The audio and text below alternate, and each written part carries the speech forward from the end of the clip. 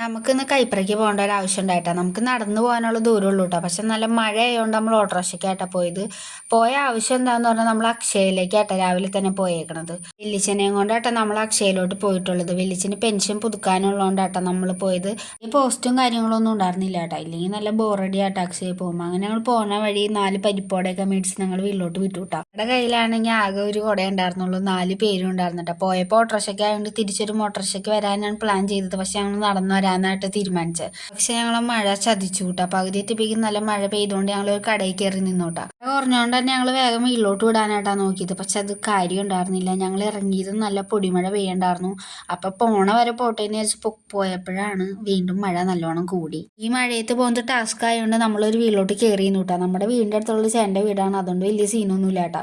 കയറി നിന്ന വീട്ടിൽ നിന്ന് നമ്മുടെ വീട്ടിലേക്ക് പോകാൻ ഒരു 5 മിനിറ്റ് ഉള്ളൂ കേട്ടോ. പക്ഷെ നല്ല മഴ ആയതുകൊണ്ടാണ് ഞങ്ങൾ ആ വീട്ടിൽ കയറി നിന്നത്. അങ്ങനെ 2 പരിപ്പോടൊക്കെ കഴിച്ച് കഴിഞ്ഞപ്പോൾ പിന്നെ കണ്ട കാഴ്ചയാണ് ആ കാണുന്നത്. കുടയുടെ ഉള്ളിൽ കയറി നിന്ന് എന്താണ്ടൊക്കെ കാട്ടണ്ടായിരുന്നു കേട്ടോ. പിന്നെ കുടയുടെ ആദ്യം തീരുമാനമാകുന്നുണ്ട്. അപ്പൊ ചേച്ചി എടുത്തത് കയ്യിൽ പിടിച്ചിട്ടുണ്ട് കേട്ടോ. അപ്പൊ ഇന്നത്തെ വീഡിയോ ഇത്രയുള്ളൂ. Okay, bye guys.